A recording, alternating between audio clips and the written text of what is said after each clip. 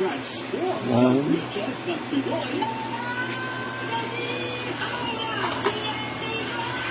Clarice! Magbabalik na! Your face sounds familiar. For the brand new season, brand new host din ang mga kasama natin.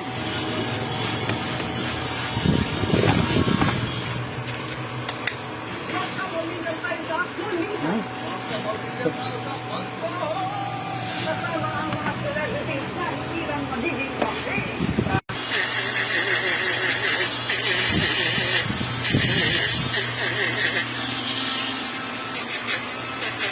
Tirikan ng parong-parong nila. Pangarap ko talaga magkaroon ng sariling connection sa tubig at kuryente. Hindi lang yung nakakonnection ng Samsung.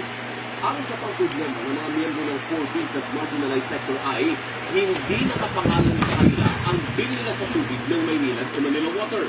Pero ayon sa MWSS Regulatory Office, may solusyon naman sa problema ito. There are ways to go around it, like for example, a barangay certification that you are, in fact, living in that house.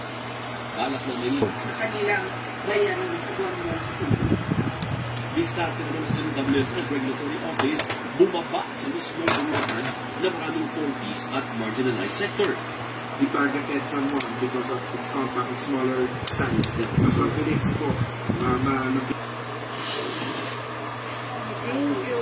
Hindi lang backgrounds, kundi pati ang mga mamahaling aeroplano. Philippines o CAAP, may 6 na aircraft ang PCB's Aviation Development Corporation na nagkakahalaga ng 4.24 billion pesos.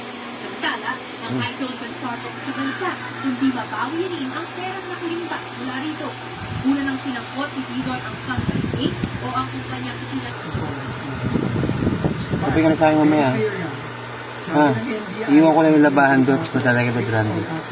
Tapos ng 2020, nagbayad ng 2020 in full. Kung ang 2020 na nila sa Tagalog daw is bumastos na ng isang sila previous administration. Mas alam yun. Wala magkakaroon daw ng technical fraud audit. Assuming maayos ito, kailangan investigahan. Ng kanyang dating assistant na si Bryce Hernandez. Pero mas maraming pinangalanan politiko sa affidavit ni Alcantara at pinagkalit kung magkano ang umuloy nakaw nila. Bugok. Nagpapatrol, Katrina Domingo. Bugok.